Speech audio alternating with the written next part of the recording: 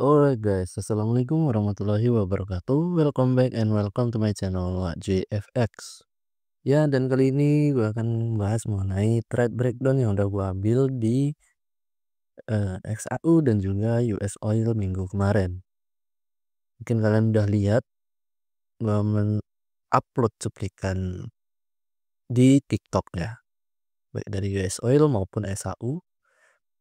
Mungkin yang seperti ini atau yang seperti ini. Nah, mari kita bahas hingga habis. Gue akan mengupas semuanya dari bagaimana cara gue menandai area tersebut, bagaimana gue entry di area tersebut, dan apa alasan gue entry di area tersebut. Ya, kali ini kita akan mulai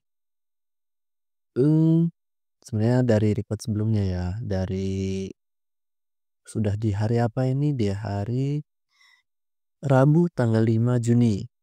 Di sini gue ada setup swing guys. Perlu kalian tahu, di sini gue menjadikan resisten atau apex sebagai POI utama.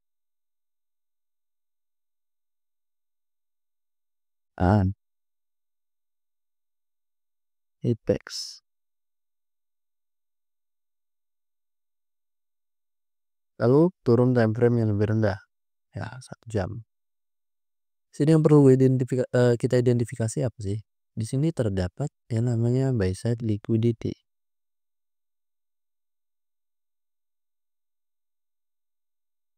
Oke. Nah, di sini ya. Sini gua menggunakan salah satu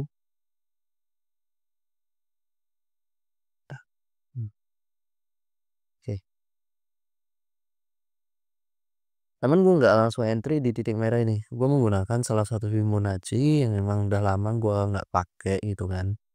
Fibonacci ini gunanya apa? Fibonacci ini gunanya untuk mengambil fase manipulasi. Cara gunanya gimana? Cara gunanya nih, tarik dari high hingga ke low fase akumulasi ya. Akumulasi sebelum manipulasi, gue tarik dari high ke low-nya. Nah, selanjutnya apa? Gue cari manipulasinya di mana.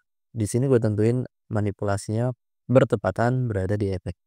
Lalu apa yang harus gue lakukan setelah itu? Nah, kembali ke H4. Pernah ingat dengan POI rejection? Kita ambil 50%. 50% ya.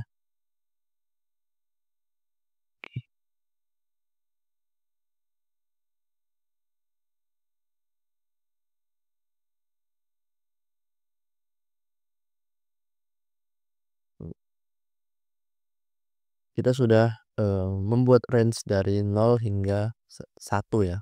Jadi ada 0, di sini 0, 0,25, 0,5, 0,75 dan 1. Kita masuk di time frame H1. Nah, bertepatan dengan apa? OCL. Oke. Di titik 0,25 kita mendapatkan OCL di time frame H1. Nih. Itu yang kita ambil atau refine dari rejection candle di H4. Di H1 terdapat open close level. Oke, selesai. Ini kita hapus. Kita kembali lagi ke chart. Nah, kita kasih marking OCL H1.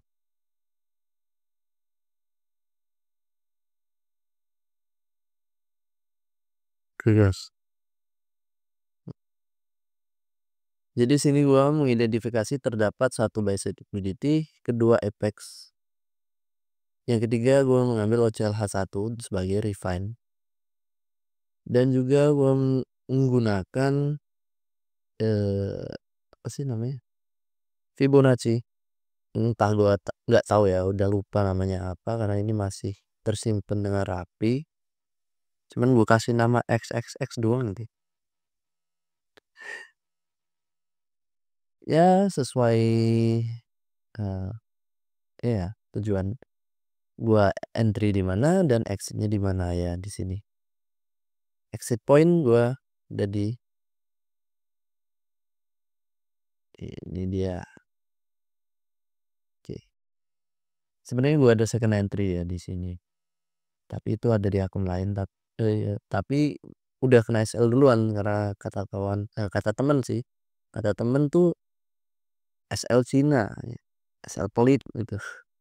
Tapi gua nggak mendeskripsikan ini ya, suatu gen gitu kan, suatu ini sebagai bahwa Cina tuh ini enggak. Itu hanya sebuah candaan. Oke. Setelah selesai, ini gua di hari Jumat nggak ada entry dan hari Seninnya sih, Senin pagi gua ada entry. Nah, untuk Senin pagi ini gua menggunakan apa ya? Gua menggunakan storyline.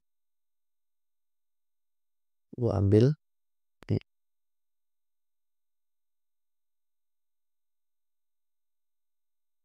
Nah, coba kita lihat line with marker apa? Ya, ini QM daily. Nah, gue terdapat dua setup swing ya, yang mana itu enak banget kemarin di momennya bener-bener enak lah intinya gitu kan. Sini jika kita melihat secara line chart, di sini dia membentuk break, lalu membentuk fake out bahkan 2 kali. Ya mungkin bagi kita yang nggak awam ini disebut sebagai double bottom ya. Ini kita nggak awam ini disebut double bottom dan sini QM-nya. Lalu harga break menembus area ini, koreksi kembali. Koreksinya bertepatan pada area QM. Dan dia touch and go ya. Kalau di H4 kita melihat apa di sini, terdapat liquidity yang memang harusnya diisi. Terdapat opening gap yang memang harus diisi. Nah, gue pernah bilang untuk mapping ataupun menganalisa secara multiple time frame, QM daily bertepatan sama resisten become support di H4. Lalu di H1 ada apa? Nah, sini ada QM H1. Ini bisa dibilang QM guys, dan di sini masih berupa resisten become support. Jadi secara nggak langsung satu POI bahkan dari daily, dimulai dari daily itu bertepatan dengan POI H4 dan juga H1. Nah, dan cara gue exit atau di mana letak gue exit di sini tentunya gue menggunakan buy side liquidity atau bisa dikatakan sebagai draw on liquidity ya. Lupa. Draw on liquidity-nya di sini. Di sini bisa berupa buy side tapi draw on liquidity-nya ada di atas ini. Itu untuk setup swing. Dan di sini gue pakai apa? Gue nggak pakai istilahnya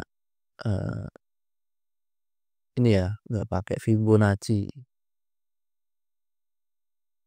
Gue cuman mengidentifikasi di sini sebagai akumulasinya.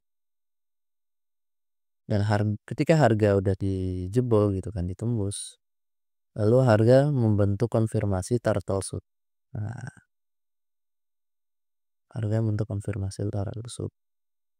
Dan di malam harinya gue mengambil setup intraday. Setup intraday tersebut untuk mengambil apa di sini? Sini terdapat low resistant liquidity runs. Gue identifikasi liquidity-nya terlebih dahulu. Lalu apa? Nah, ini dimulai pada saat sesi Asia. Sini opening market ya, opening gap. Asia high di sini.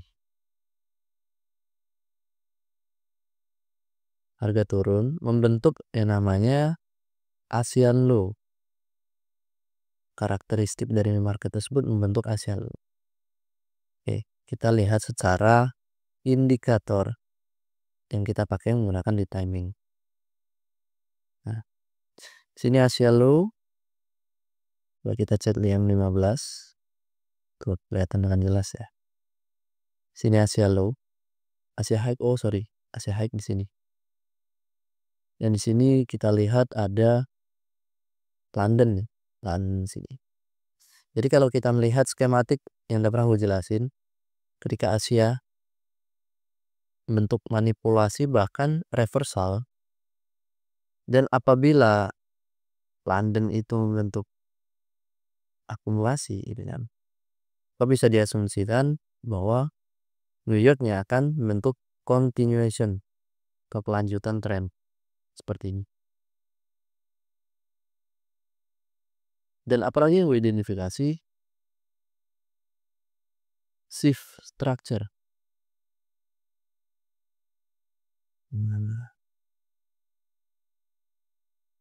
Ya harga udah membentuk shift structure, jangan kalian lupakan apa POI-nya. Kembali masuk di time frame H1.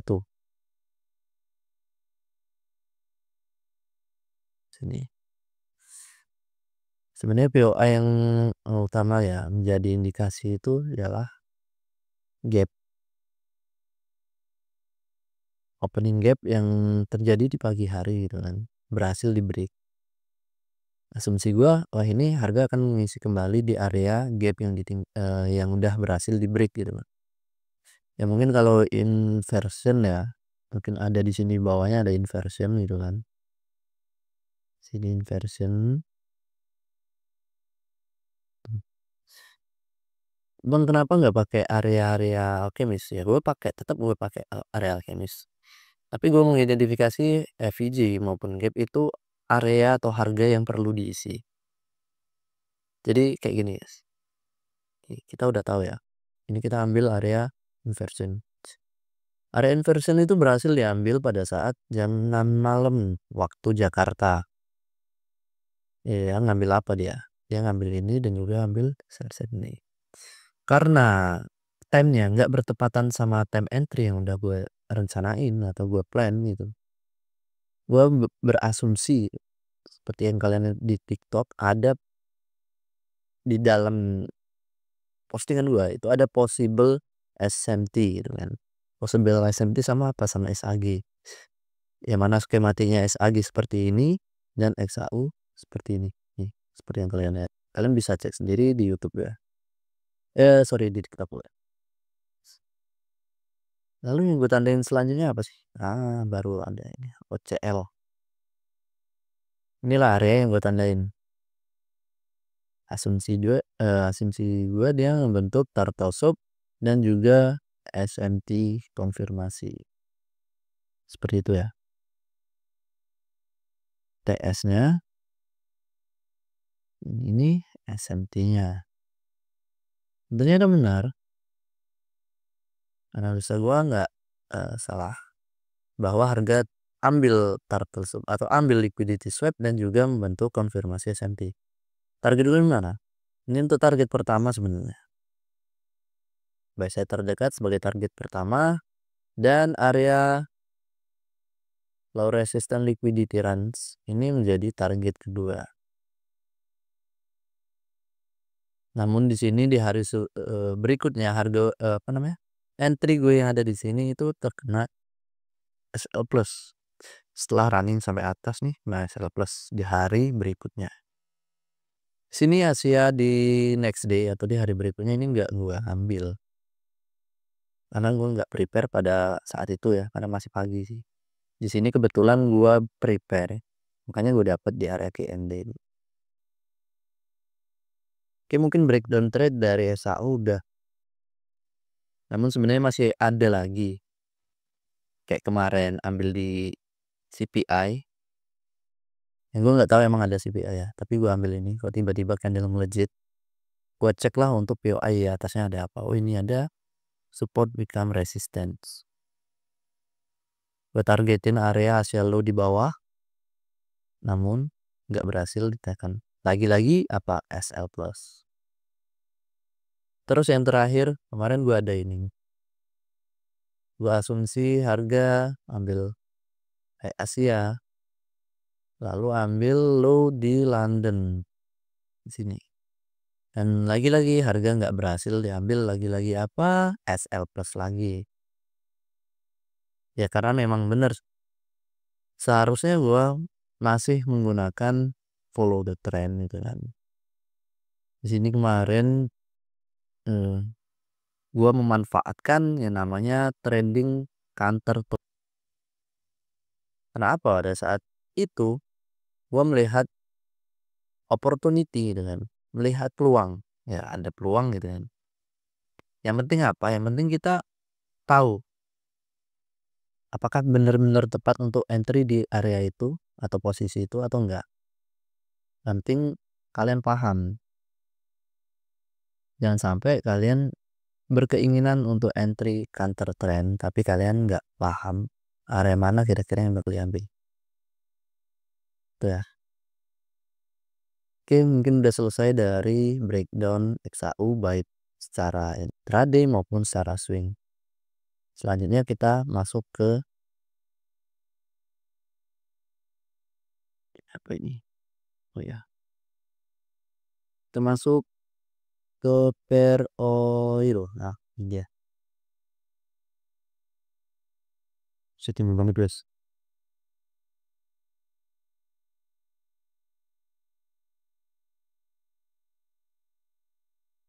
Ini banget boy, anjing. Gila.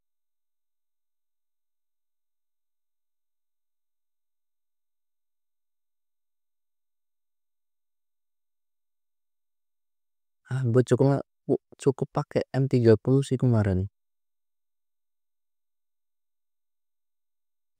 Dia mau nggak ya? Detit. Pasti yang gue ambil, gue menggunakan patokan M30 sebagai UI. Ya karena gue entry di M5 bahkan M1 sih kemarin. Kita lihat secara jelas area mana gue ambil. Di sini ada key level. Dan kemarin bertepatan sini 1,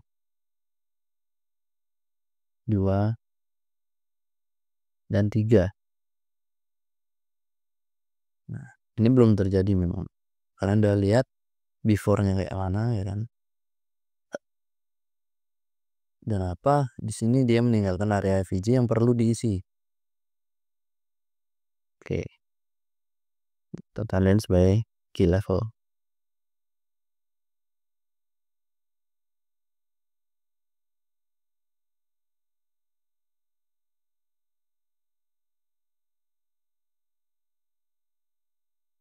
Analisa ini atau mappingan gue ini terjadi berbarengan atau gue bikin pada saat Google Meet malam-malam bersama member group.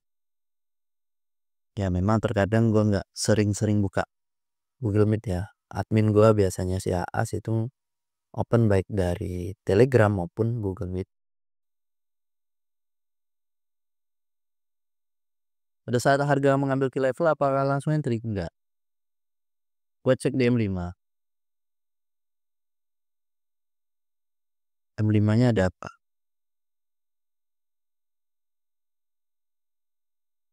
Sini di M5 kita mendapatkan minor key level.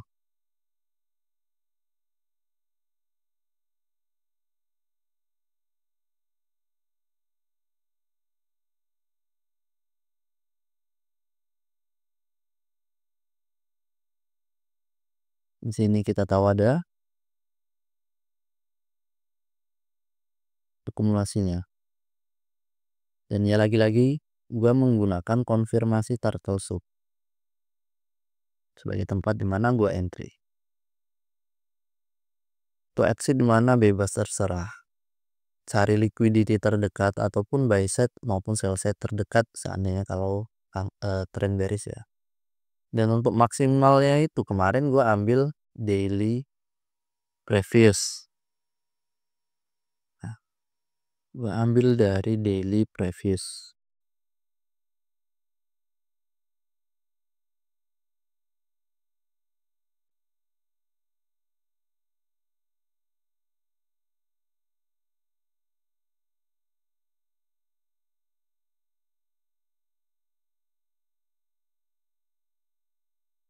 Tuh lihat, lumayan Bos, ambil TS di M5, terus entry di minor key level gitu kan. Tetap di sini gue menggunakan konfirmasi entry, karena gue nggak langsung entry. Ya simpel sebenarnya. Ini kalau kalian memang mau menggunakan entry tanpa menggunakan storyline atau tanpa menunggu storyline. Karena apa? Storyline itu biasanya waktu menunggu yang lama. Minusnya itu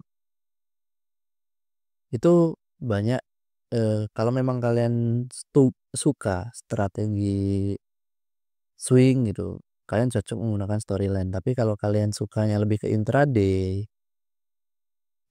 entry tersebut bisa kelar dalam 1 hari, ya kalian bisa menggunakan key level dalam metode alkemis. Kalian tandain dulu tuh key level. Key levelnya seperti apa, dari time frame berapa gitu kan. Key level yang paling enak itu sebenarnya kalau untuk intraday ada di time frame H1. M30 juga bisa sih, tapi lebih ke H1 lebih enak. Gua akan kasih tahu setup skematiknya seperti ini. Anak-anak di grup itu udah pada tahu ya setupnya seperti apa.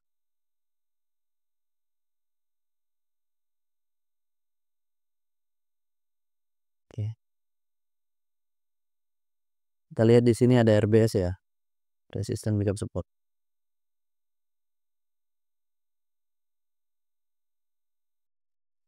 Kalian boleh search ataupun research sendiri tentang skematik ini. Nah, pada saat touch pertama, sentuhan pertama, RBS tersebut hanya akan di break. Dan dia biasanya ambil apa sih? Ya entah di AFVG ataupun area OB di bawahnya itu. Sama RBS ini hanya akan di break. Lalu pada saat sentuhan kedua, harga itu mengambil RBS secara touch and go. Dan pada kebanyakan kasus atau case, di sini dia akan membentuk yang namanya trend line, guys. Di sini akan membentuk trend line, pola trend line. Kayak kenapa? Untuk sentuhan pertama dia bisa ambil FVG maupun OB. Untuk sentuhan kedua dia bisa ngambil RBS. Gitu ya. Atau seperti ini. Dalam case lain terdapat sesuatu yang seperti ini.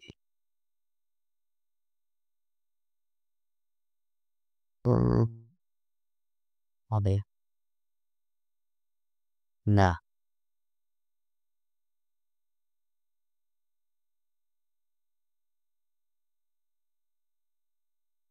di dalam case yang lain, RBS ini tetap visible.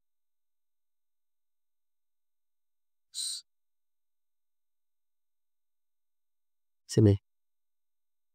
Ketika harga bentuk breakout structure di atas ini, meninggalkan area RBS, harga dilewati. Bahkan UI yang bawahnya pun dilewati. Di break semuanya. Lalu harga kembali naik ke atas. Harga kembali ke atas dan juga harga turun kembali. Retest kembali. Harga yang udah di break ke bawah bentuk fake out ya. Lalu naik ke atas. Dia meninggalkan sebuah pola terbaru. Pola apa? QM. Dia meninggalkan area QM. Dia membentuk pola terbaru. Nah, entry di mana? Di area QM. Kita lupain RBS. RBS bisa menjadi seperti ini dengan kemungkinan besar terjadinya pola trendline. Namun di sini kemungkinan besar terjadinya area QM. Sehingga RBS ini mungkin hanya berlaku kayak ini nih. Ada retest kecil kayak gini. Dia berhasil di mitigasi ataupun di respect sama harga. Namun kalau ngebentuk pola yang kayak gini, itu kemungkinan besar yang diambil apa QM. Pada dasarnya bagaimana cara kita, pertanyaannya ya, bagaimana cara kita mencari bentuk fake out yang valid? Fake out yang valid itu apabila terdapat sell candle gitu kan. dibalas dengan by candle. Sell candle-nya dibalas dengan by candle.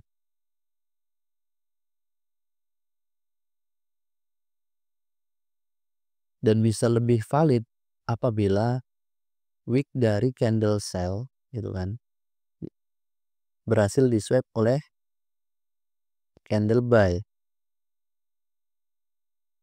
Jadi nanti seperti ini. Nah, menjadi resisten valid. Support yang valid gitu. Ingat syaratnya harus ada sell candle dibalas by candle.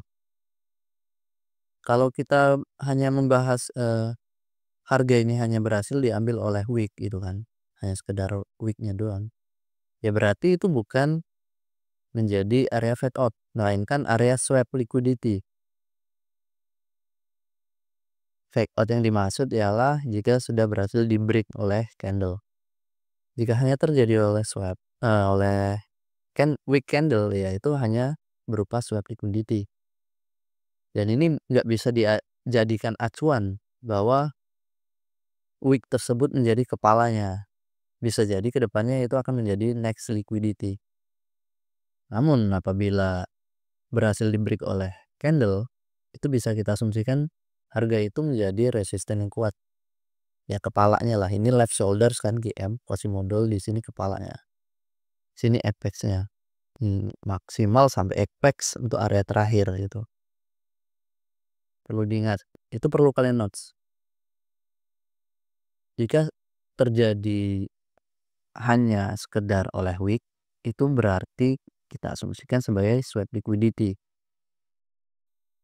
Namun ketika berhasil di break oleh candle itu menjadi fake out, breakout fast breakout itu. Seperti pada pola ini gitu kan. Nah, pola ini berhasil di break. Dan dia ngambil apa sih? Dia ngambil order block di bawahnya.